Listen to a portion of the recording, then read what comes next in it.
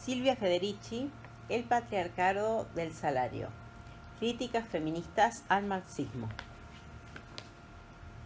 3. La construcción de un ama de casa a tiempo completo del trabajo doméstico en Inglaterra de los siglos XIX y XX. Hoy en día, muchas personas consideran que el trabajo doméstico es una vocación natural de las mujeres, tanto que a menudo se etiqueta como trabajo de mujeres. En realidad, el trabajo doméstico, tal y como lo conocemos, es una creación bastante reciente, que aparece a fines del siglo XIX y las primeras décadas del siglo XX, cuando la clase capitalista de Inglaterra y de Estados Unidos, presionada por la insurgencia de la clase obrera y necesitada de una mano de obra más productiva, emprendió una reforma laboral que transformó la fábrica y también la comunidad y el hogar, por encima de todo, la posición social de las mujeres.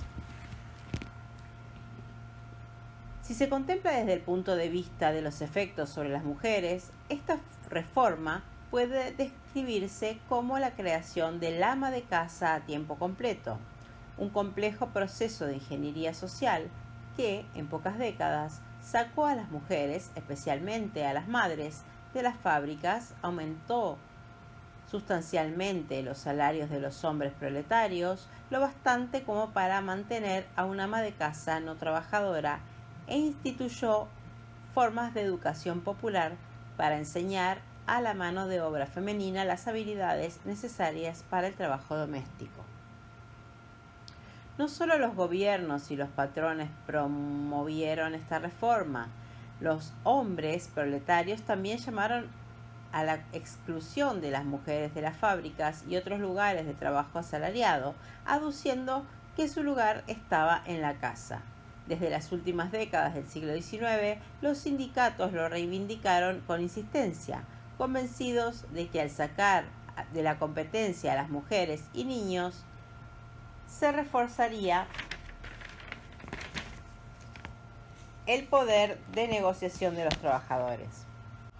Como escribe Wally Secombe en Weathering the Storm, Working Class Families from the Industrial Revolution to the Fertility Decline, 1995, capeando el temporal, familias de clase obrera de la Revolución Industrial al descenso de la fertilidad en la Primera Guerra Mundial, la idea de un salario familiar o incluso un salario digno se había convertido en un potente elemento del movimiento obrero y un objetivo clave de las negociaciones sindicales, respaldado por los partidos obreros de todo el mundo desarrollado capitalista.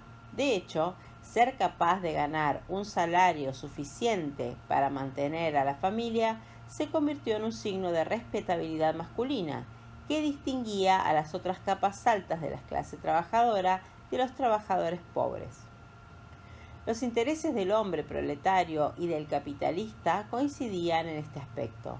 La crisis creada por la lucha de la clase obrera en las décadas de 1830 y 1840, con el auge del cartismo y del unionismo, los comienzos del movimiento socialista y el temor que despertó entre los patrones la insurgencia obrera de 1848, que se extendió como la pólvora por el continente europeo, convencieron a los dirigentes del país a que era necesario mejorar las condiciones de vida de los obreros. Si Gran Bretaña no quería enfrentarse a una prolongada agitación social o incluso a una revolución, había que abandonar la vieja estrategia de reducir los salarios al mínimo y extender la jornada laboral al máximo sin dejar tiempo a la reproducción. También causaba gran preocupación entre los defensores de la reforma la cada vez más evidente desafección de las mujeres de la clase obrera hacia la familia y la reproducción. Trabajando en la fábrica todo el día, ganando un salario propio, acostumbradas a ser independientes y viviendo en un espacio público con otras mujeres y hombres, la mayor parte del día las mujeres inglesas de clase obrera, especialmente las muchachas de las fábricas, no estaban interesadas en producir la próxima generación de obreros. Se negaban a asumir el rol doméstico y amenazaban la moralidad burguesa con sus maneras escandalosas y sus hábitos masculinos, como beber y fumar. Las quejas sobre la falta de habilidades domésticas de la mujer proletaria y su despilfarro, su tendencia a comprar todo lo que necesitaba, su incapacidad para cocinar, coser o mantener la casa limpia, lo que la obligaba a sus maridos a refugiarse en una licorería, su falta de instinto maternal eran constantes en los informes de los defensores de la reforma desde la década de 1840 hasta el cambio de siglo. Así lo exponía una Children Employment Commission, Comisión de Empleo Infantil, que denunciaba en 1867 que al trabajar de 8 de la mañana a 5 de la tarde, ellas, las mujeres casadas, vuelven a casa hartas y cansadas, sin ganas de hacer esfuerzo alguno para que la casa quede ordenada, por lo que cuando el marido vuelve encuentra todo desordenado, la casa sucia, la comida sin hacer, los niños cansados y peleadores, la esposa sin arreglar y de mal humor, y su hogar desagradable, que no es raro que se vaya al bar y se convierta en un borracho. Hasta Karl Marx observó que las muchachas de las fábricas no contaban con habilidades domésticas y gastaban lo que ganaban en comprar las provisiones que antes se producían en casa. Una de sus pocas notas sobre reproducción señala que solo el cierre de las hilanderías de algodón causada por la Guerra de Secesión de Estados Unidos permitió a las mujeres, al tener ratos libres, amamantar a sus pequeños en vez de envenenarlos con Godfrey's cordial. Disponían de tiempo para aprender a cocinar. En este arte culinario, por desgracia, lo adquirían en momentos en que no tenían nada que comer. La crisis, asimismo, fue aprovechada para enseñar a coser a las hijas de los obreros en escuelas especiales. Marx concluye que para que unas muchachas obreras que hilan para el mundo entero aprendieran a coser, hubo necesidad de una revolución en Norteamérica y una crisis mundial. Nota: un inspector fabril británico se quejaba: suelen entrar en las cervecerías, piden unas pintas y fuman un pipa como si fueran hombres. Según otro observador contemporáneo, el hecho de ganar un salario fomentaba a las mujeres.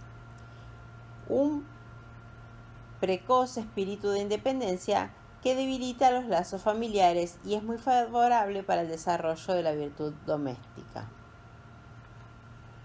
Junto a la preocupación por la crisis de la vida doméstica producida por el empleo de las mujeres, estaba el miedo a la usurpación de los privilegios masculinos, que se creía que socavaría la estabilidad de la familia y provocaría enormes males en la sociedad. Durante los debates parlamentarios de 1847 dieron lugar a la 10 Hours Act, o la ley de las 10 horas.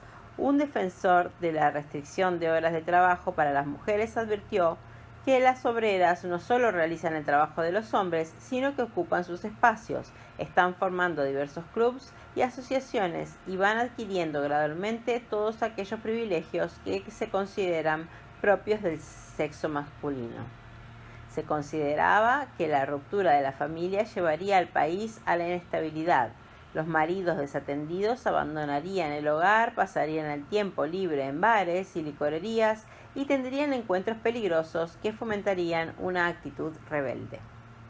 Había un riesgo adicional: la combinación de salarios bajos, largas jornadas laborales y falta de trabajo doméstico diezmó la mano de obra al reducir la esperanza de vida y producir individuos desnutridos que no podían ser ni buenos obreros ni buenos soldados. Como cuenta Wallis Secombe, la vitalidad, la salud y la resistencia del proletariado urbano fueron agotados gradualmente durante la primera fase de la industrialización. Los obreros estaban exhaustos desde muy corta edad y sus hijos estaban enfermos y débiles. Crecían y vivían en condiciones miserables. Se les ponía a trabajar con 8 o 10 años y se les desechaba a los 40, cuando ya no eran capaces de trabajar 12 horas al día. 5 días y medio a la semana, año tras año. Explotados, malnutridos, viviendo en barrios marginales, atestados, los obreros de los pueblos hilanderos de Lancaster vivían enfermos y morían pronto. Lancashire. En la década de 1860, la esperanza de vida era inferior a 30 años en Manchester y Liverpool.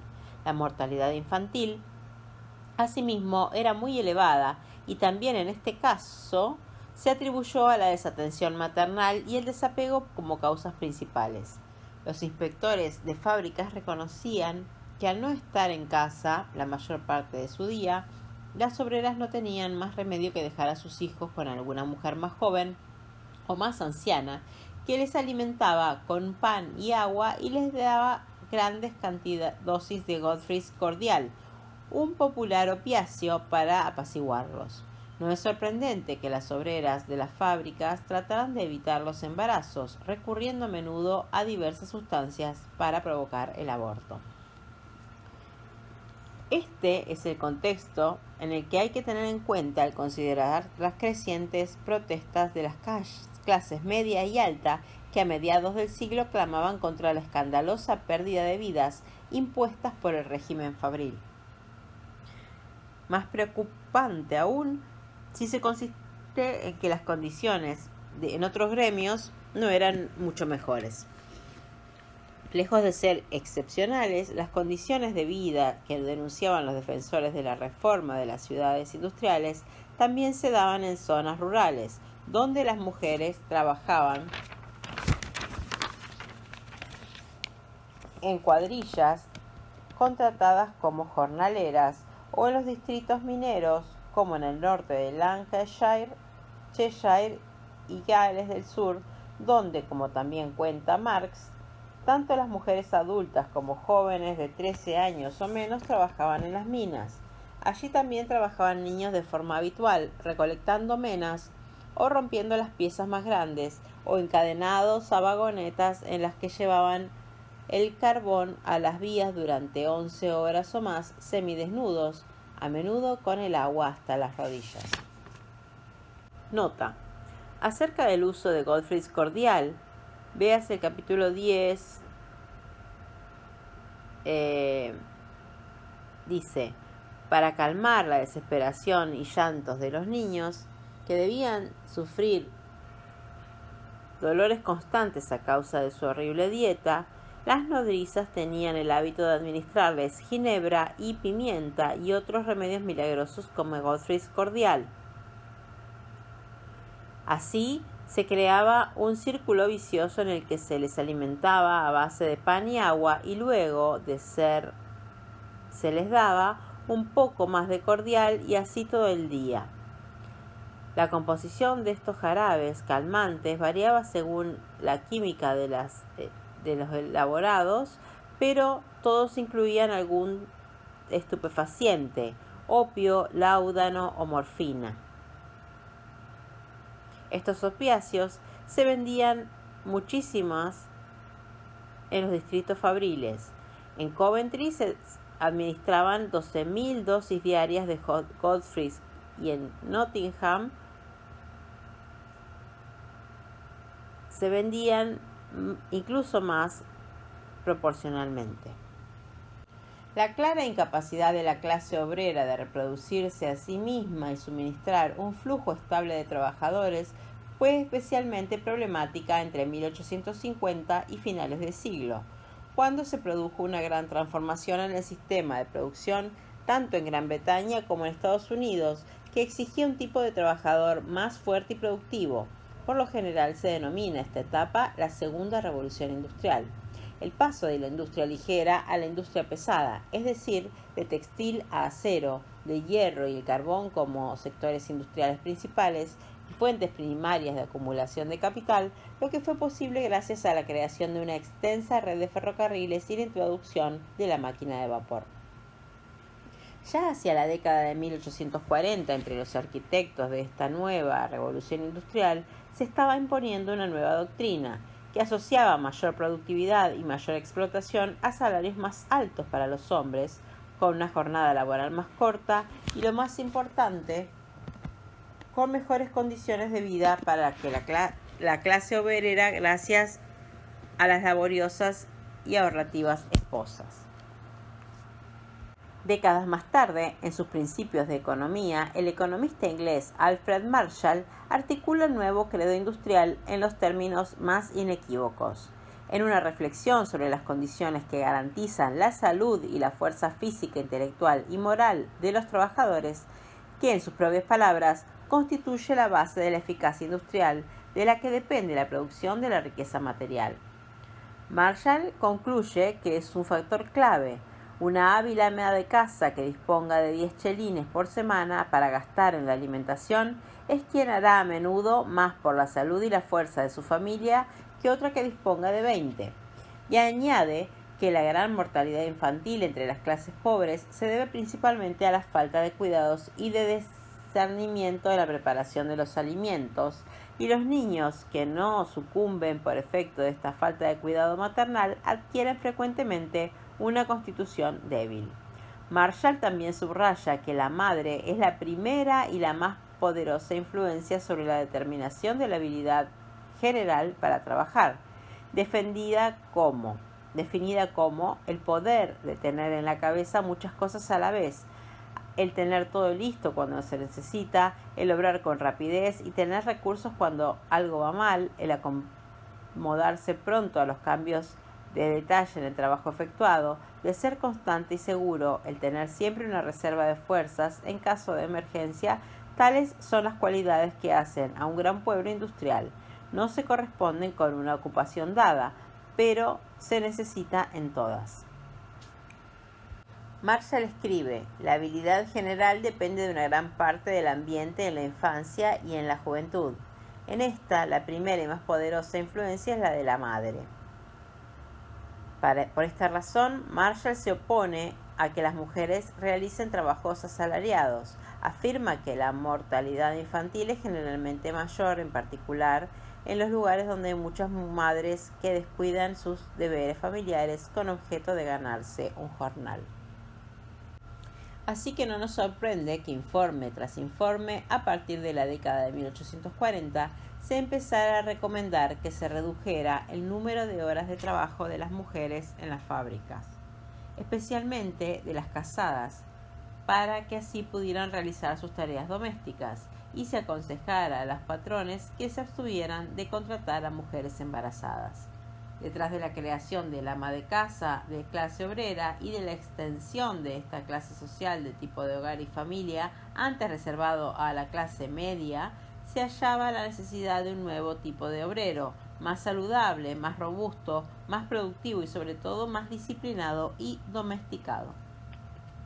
De allí que se expulse gradualmente de las fábricas a las mujeres y a los niños, que se introduzca el salario familiar, que se eduque a las mujeres en virtudes de la domesticidad, que en suma se instaure un nuevo régimen reproductivo y un nuevo contrato social que en la Primera Guerra Mundial ya se había convertido en una norma en todos los países industrializados. En el caso de Estados Unidos, había alcanzado su apogeo durante la década previa a la guerra con el auge del Fordismo, en la que se conoce como la era progresista.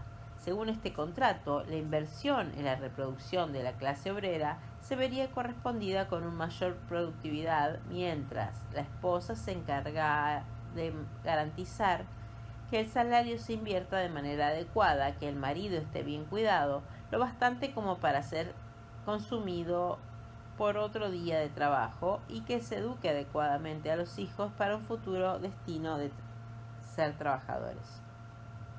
En Inglaterra, el proceso comienza con la aprobación de la Mine Act, o la Ley de Minas, en 1842, que prohíbe que las mujeres y los niños menores de 10 años trabajen en las minas, y la Ten Hours Act, o la Ley de las 10 horas, en 1847, por la que habían estado luchando los obreros desde 1833, especialmente en Lancashire. Además de la promulgación, las leyes que reducían las jornadas laborales de mujeres y niños, se introdujeron otras reformas que contribuyeron a la construcción de la familia de clase obrera y del papel de la mujer en el hogar como trabajadora doméstica no asalariada. El salario de los trabajadores aumentó sustancialmente, hasta un 40% en 1862 y 1875, y a partir de este año aumentó a tal velocidad que en 1900 cobraban un tercio más de lo que cobraban en 1875. Además, en 1870 se introdujo un sistema educativo nacional que a partir de 1890 fue obligatorio. Poco después, los cursos de economía doméstica y las clases prácticas de asuntos domésticos se introdujeron en la escuela pública primaria. También se introdujeron reformas sanitarias, tales como el alcantarillado, el suministro de agua y la limpieza de las calles, como la que puso freno a las epidemias recurrentes. Con la aparición de las tiendas, comenzó a surgir un mercado de consumo para que los trabajadores, donde pudieran obtener alimentos, ropa o calzados. En 1860,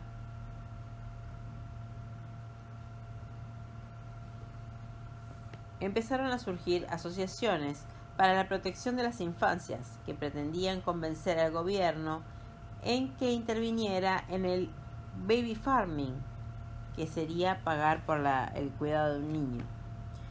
Se propusieron modelos que castigaban a las mujeres que no atendían a sus bebés de forma adecuada y obligaban a las nodrizas contratadas para cuidar a niños mientras las madres estaban en el trabajo a inscribirse en un registro y someterse a inspecciones. También se intentaron crear guarderías para las madres que seguían teniendo empleo. En 1850 se estableció la primera guardería en Lancashire bajo el auspicio de los alcaldes de Manchester y Suffolk. Pero estas iniciativas fracasaron a causa de la resistencia de los trabajadores, quienes consideraban que así se les quitaba el sustento a las mujeres mayores que no podían trabajar en las fábricas y cuya supervivencia dependía de lo que ganaban cuidando a los hijos de otras mujeres. No carece tampoco de importancia que la creación de la familia en clase obrera y de una mano de obra más sana y productiva requiriese que se instituyera una separación neta entre el ama de casa y la prostituta. Los defensores de la reforma reconocían que no iba a ser fácil convencer a las mujeres que se quedaran en su casa para trabajar gratis, cuando sus propias amigas y hermanas ganaban más y trabajaban menos vendiendo servicios sexuales en la calle. De igual manera, que hubiese tantas prostitutas en la clase obrera no se acechaba exclusivamente a los bajos salarios o a las condiciones de hacinamiento, sino también a la falta de instrucción en el trabajo doméstico, lo cual, según un artículo publicado en The Times en 1857, al menos habría facilitado la explotación de muchachas proletarias a las colonias para que trabajaran como sirvientas. Enseñarles los quehaceres domésticos fue uno de los remedios propuestos a los problemas que planteaba la prostitución. Al mismo tiempo, se introdujeron nuevas regulaciones que trataban de controlar mejor el trabajo sexual y hacerlo más degradante. Regulaciones como la creación de un registro de hoteles en los que se practicaba la prostitución, la inspección médica obligatoria, impuestos por la Contagious Disease Act o la Ley de Enfermedades Contagiosas en 1869 o la detención hospitalaria de las enfermas, que podía llegar a prolongarse hasta 6 meses. Separar a la buena esposa laboriosa y ahorrativa de la prostituta derrochadora fue un requisito clave para la constitución de la familia que emergió con el cambio de siglo, puesto que dividir a las mujeres entre buenas y malas, entre esposas y putas, era una condición indispensable para que se aceptara el trabajo doméstico no remunerado, tal y como explica William Acton, médico y defensor de la reforma. Principalmente me interesa considerar los efectos que producen las mujeres casadas acostumbrarse a presenciar cómo alardean sus hermanas de forma cruel y disoluta, a lo grande, como les gusta decir, aceptan todas las atenciones de los hombres, beben licor a voluntad, se sienten en los mejores sitios, se visten muy por encima de lo que corresponde a su condición social, gastan mucho dinero y no renuncian a ningún placer o diversión. Libre de todo el lazo doméstico y de carga de los hijos, esta efectiva superioridad de la vida alegre no podría pasar desapercibida al sexo astuto. La separación de las amas de casa y de las muchachas fabriles y de lo que es más importante, de las amas de casa y de las prostitutas, provoca la aparición de una nueva división sexual del trabajo que se caracteriza no solo por la separación de los lugares en los que trabajan las mujeres y sus respectivas tareas, sino también por las relaciones sociales que subrayan a sus respectivas tareas. La respetabilidad se convierte en la compensación por el trabajo no remunerado y la dependencia del hombre. Este es el trato que de diversas formas se mantiene hasta los años 60 y 70, cuando una nueva generación de mujeres empieza a rechazarlo. Pero la oposición al nuevo régimen se empieza a desarrollar muy pronto, aparentemente tan pronto como se concreten los avances de los defensores de la reforma. Quedan registros de que muchas mujeres proletarias rechazaron la idea de ser forzadas a trabajar en una casa. Como muestra Hewitt, en el norte de Inglaterra un buen número de mujeres iban a trabajar aunque no lo necesitaran, porque habían desarrollado un gusto adquirido, pues preferían la fábrica llena de gente a la casa tranquila porque detestaban trabajar en solitario. Como la supervivencia de la familia pasó a depender de los hombres, surgió una nueva causa de conflicto entre mujeres y hombres por el uso y la administración del salario. Así, el día de cobro era un día muy tenso en el que la esposa esperaba ansiosamente el regreso de su marido. Muchas veces trataba de interceptarlo antes de que llegara al bar y se bebiese el sueldo. Otras veces mandaba a alguien o algún hijo a buscarlo, y a menudo el asunto se resolvía con enfrentamientos físicos. También por ese motivo, en ese proceso de esta gran transformación, los intereses de los trabajadores y las trabajadoras empezaron a diverger. Pues mientras los sindicatos acumulaban el nuevo régimen doméstico para que la Primera Guerra Mundial ya se había impuesto en todo el territorio industrial, las mujeres iniciaban un tránsito en el que se les arrebataba su independencia de los hombres, se las separa entre ellas, se las obliga a trabajar en espacios cerrados y aislados del hogar, se quedan sin dinero propio y con un horario de trabajo sin límites. El trabajo invisibilizado. Partiendo de nuestra situación como mujeres, sabemos que la jornada laboral que efectuamos para el capital no se traduce necesariamente en un cheque, que no empieza y termina con las puertas de la fábrica, y así redescubrimos la naturaleza y la extensión del trabajo doméstico en sí mismo.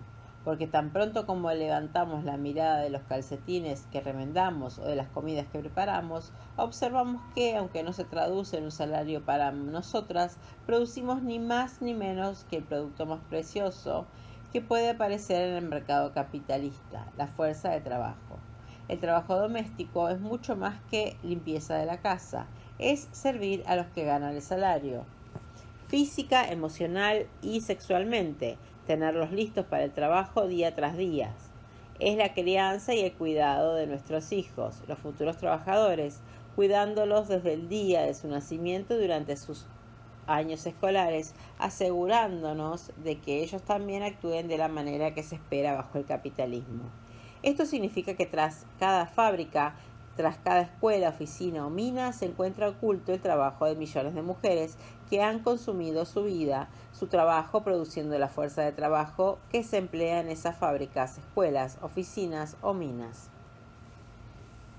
Esta es la razón por la que tanto en países desarrollados como en los subdesarrollados, el trabajo doméstico y la familia son los pilares de la producción capitalista. La disponibilidad de una fuerza de trabajo estable, bien disciplinada, es una condición esencial para la producción en cualquiera de los estadios del desarrollo capitalista. Las condiciones en las que se lleva a cabo nuestro trabajo varían de un país a otro. En algunos países se nos fuerza a la producción intensiva de hijos, a otros se nos conmina a no reproducirnos, especialmente si somos negras o si vivimos de subsidios sociales o si tenemos a reproducir alborotadores. En algunos países producimos mano de obra no cualificada por los campos, en los trabajadores calificados y técnicos, pero en todas partes nuestro trabajo no remunerado y la función que llevamos a cabo para el capital es la misma. Lograr un segundo empleo nunca nos ha liberado del primero. El doble empleo tan solo ha supuesto que las mujeres tienen incluso menos tiempo y energía para luchar contra ambos. Además, una mujer que trabaje a tiempo completo en casa o fuera de ella, tanto si está casada como si está soltera, tiene que dedicar horas de trabajo para reproducir su propia fuerza de trabajo, y las mujeres conocen de sobra la tiranía de esta tarea, ya que un vestido bonito o un buen corte de pelo son condiciones indispensables, ya sea en el mercado matrimonial o en el mercado de trabajo asalariado, para obtener ese empleo. Por todo esto dudamos que en Estados Unidos las escuelas, jardines de infantes, guarderías y la televisión hayan asumido gran parte de esta responsabilidad de las madres de la sociabilidad de sus hijos, y que la disminución del tamaño de los hogares y la mecanización del trabajo doméstico haya significado un aumento potencial del tiempo libre para las amas de casa, y que ella solo se mantiene ocupada usando y reparando aparatos que teóricamente se han diseñado con la idea de ahorrarle tiempo. Las guarderías y los jardines de infantes nunca nos han proporcionado tiempo libre, sino que han liberado parte de nuestro tiempo para dedicarlo a más trabajo adicional. En lo que respecta a la tecnología, es en Estados Unidos donde podemos medir abismo entre la tecnología socialmente disponible y la tecnología que se cuela en nuestras cocinas. Y en este caso también es nuestra condición de no asalariadas la que determina la cantidad y calidad de la tecnología que obtenemos, ya que si no te pagan por hora dentro de ciertos límites, a nadie le importa cuánto tardes en hacer tu trabajo. En todo caso, la situación en Estados Unidos demuestra que ni la tecnología ni un segundo empleo liberan a la mujer del trabajo doméstico, y que producir un trabajador especializado no es una carga menos pesada que producir un trabajador no calificado, ya que no es entre estos dos destinos donde reside el rechazo de las mujeres a trabajar de manera gratuita, sea cual sea el nivel tecnológico en el que se lleve a cabo este trabajo, sino en vivir para producir independientemente del tipo particular de hijos que deban ser producidos. Queda por puntualizar que al afirmar que el trabajo que llevamos a cabo en casa es producción capitalista, no estamos experimentando un deseo de ser legitimadas como parte de las fuerzas productivas. En otras palabras, no es recurso de moralismo. Solo desde un punto de vista capitalista, ser productivo es una virtud moral, incluso un imperativo moral. Desde el punto de vista de la clase obrera, ser productivo significa simplemente ser explotado. Cuando Marx reconocía que un obrero productivo no es precisamente una dicha, sino una desgracia, por ello obtenemos poca autoestima de esto. Pero cuando afirmamos que el trabajo reproductivo es un momento de la producción capitalista, estamos calificando nuestra función específica en la división capitalista del trabajo y las formas específicas que nuestra revuelta debe tomar. Finalmente, cuando afirmamos que producimos capital, lo que afirmamos es que producimos y queremos destruirlo, y no entendemos en que la batalla perdida de antemano consiste en cambiar un modo y grado de explotación a otro. También debemos dejar claro que no estamos tomando prestadas categorías del mundo marxista. Admitimos que estamos menos asociados que Lopate por desechar el trabajo de Marx, ya que nos ha proporcionado un análisis que a día de hoy sigue siendo indispensable para entender cómo funciona la sociedad capitalista. También sospechamos que la aparente indiferencia de Marx hacia el trabajo reproductivo puede estar basada en factores históricos. No nos referimos únicamente a esas dosis de chauvinismo masculino que ciertamente Marx compartía con sus contemporáneos, y no solo con ellos. En el momento histórico del que Marx escribió su obra, la familia nuclear y el trabajo doméstico no estaban desarrolladas todavía. Lo que Marx tenía frente a sus ojos era el proletariado femenino, que era empleado junto a sus maridos e hijos en la fábrica, y la mujer burguesa que tenía una criada y que trabajaba o no ella misma, no producía una mercancía fuerza de trabajo. La ausencia de lo que hoy llamamos familia nuclear no significa que los trabajadores no intimasen ni copularan. Significa, sin embargo, que era imposible sacar adelante relaciones familiares y trabajo doméstico cuando cada miembro de la familia pasaba 15 horas diarias en una fábrica y no había un tiempo ni espacio físico para la vida familiar. Solo después de que las epidemias y el trabajo excesivo diezmaran la mano de obra disponible, y aún más importante después de diferentes oleadas de luchas obreras entre 1830 y 1840, estuviesen a punto de llevar a Inglaterra a una revolución, la necesidad de tener una mano de obra más estable y disciplinada forzó al capital a organizar la familia nuclear como base para la reproducción de la fuerza de trabajo. Lejos de ser una estructura precapitalista, la familia, tal y como la conocemos en Occidente, es una creación del capital para el capital, una institución organizada para garantizar cantidad y calidad de la fuerza de trabajo y el control de la misma. Es por esto que, como sindicato, la familia protege al trabajador, pero también asegura que él o ella nunca serán otra cosa que trabajadores. Esta es la razón por la que es crucial la lucha de las mujeres de la clase obrera contra la institución familiar. Nuestra falta de salario como disciplina. La familia es esencialmente la institucionalización de nuestro trabajo no remunerado, de nuestra dependencia salarial de los hombres y, consecuentemente, la institucionalización de la desigual división de poder que ha disciplinado tanto nuestras vidas como la de los hombres. Nuestra falta de salario y dependencia del ingreso económico de los hombres los ha mantenido a ellos atados a sus trabajos, ya que si en ningún momento querían dejar el trabajo, tenían que enfrentarse al hecho de que su mujer e hijos dependían de sus ingresos. Esta es la base de esos viejos hábitos nuestros y de los hombres, que Lopate encuentra tan difíciles de romper. No es casual que sea difícil para un hombre demandar honorarios de trabajo especiales para poder implicarse en una manera equitativa en el cuidado de los hijos.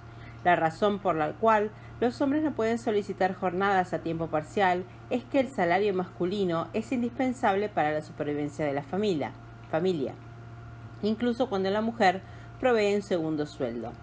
Y si nos encontramos que nosotras mismas preferimos o buscamos trabajos menos absorbentes, que nos dejan más tiempo para las tareas del hogar, es porque nos resistimos a una explotación intensiva, a consumirnos en la fábrica y a después consumirnos todavía más rápido en casa.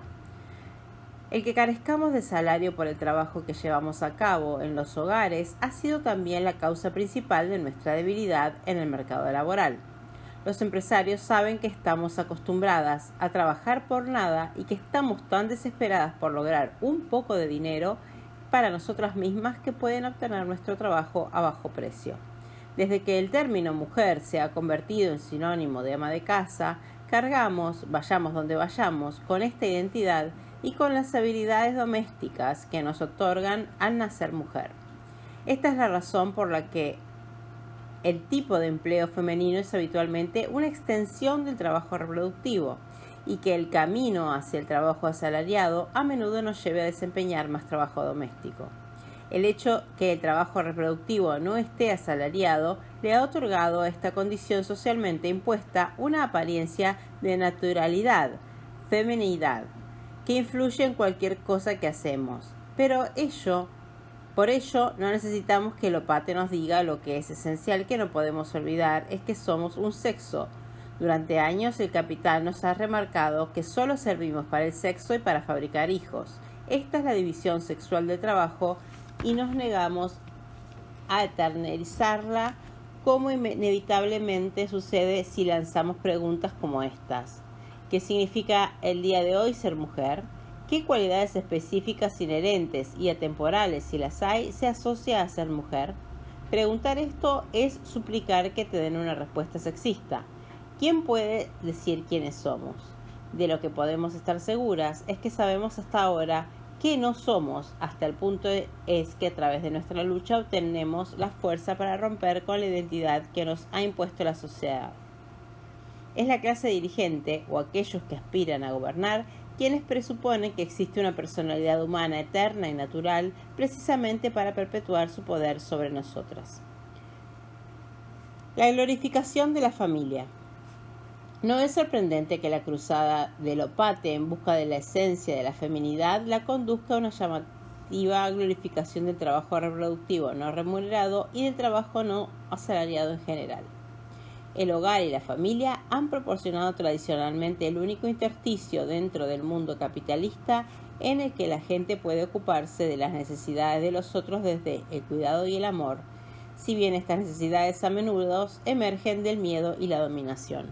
Los padres cuidan a sus hijos desde el amor, al menos en parte, e incluso creo que este recuerdo persiste en nosotros mientras crecemos, de manera que retenemos, casi como si fuera una utopía, la memoria de un trabajo y un cuidado que provienen del amor más que de una recompensa económica.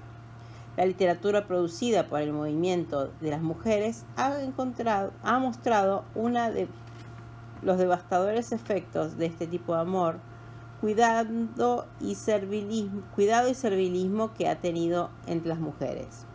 Estas son las cadenas que nos han aprisionado en situación cercana a la esclavitud.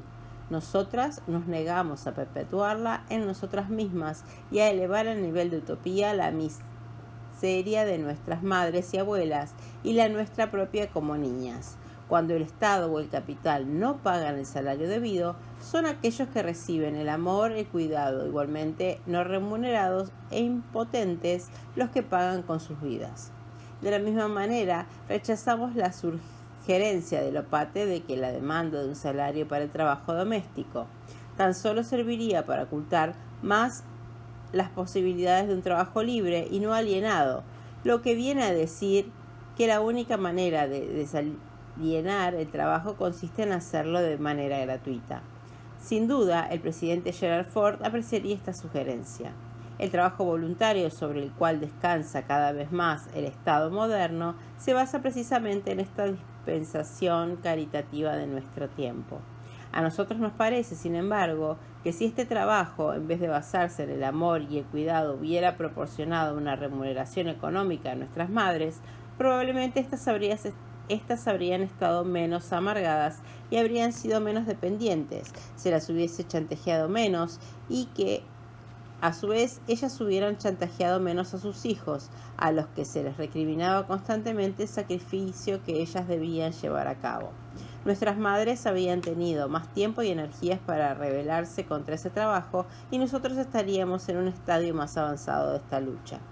Glorificar la familia como ámbito privado es la esencia de la ideología capitalista, la última frontera en la que hombres y mujeres mantienen sus almas con vida, y no es sorprendente que en estos tiempos de crisis, austeridad y privaciones, esta ideología esté disfrutando una popularidad renovada en la agenda capitalista. Tal y como Russell Baker expresó recientemente en el New York Times, el amor nos mantuvo calientes durante los años de la Gran Depresión y haríamos bien en llevarlo con nosotros durante esta excursión a tiempos duros. Esta ideología que contrapone la familia o la comunidad a la fábrica, lo personal a lo social, lo privado a lo público, el trabajo productivo al improductivo, es útil de cara a nuestra esclavitud en el hogar, que en ausencia de salario siempre ha parecido como si se tratase de un acto de amor. Esta ideología está profundamente enraizada en la división capitalista del trabajo, que encuentra una de sus expresiones más claras en la organización de la familia nuclear. El modo en que las relaciones salariales han mistificado la función social de la familia es una extensión de la manera en que el capital ha manifestado el trabajo asalariado y la subordinación de nuestra relación social al nexo del dinero. Hemos aprendido de Marx que el salario también extiende el trabajo no remunerado incluido en el beneficio. Pero medir el trabajo mediante el salario también esconde el alto grado en el que nuestras familias y relaciones sociales han sido subordinadas a las relaciones de producción. Han pasado a ser relaciones de producción. Cada momento de nuestras vidas tienen una utilidad para la acumulación del capital. Tanto el salario como la falta del mismo han permitido al capital ocultar la duración real de nuestra jornada laboral. El trabajo aparece simplemente como un comportamiento de nuestras vidas que tiene lugar solo en determinados momentos y espacios, al tiempo que consumimos en la fábrica social, preparándonos para el trabajo o yendo a trabajar, restaurando nuestros músculos, nervios, huesos y cerebro mediante cortos almuerzos, sexo rápido, películas. Todo esto disfrazado de placeres de tiempo libre aparece como una elección individual.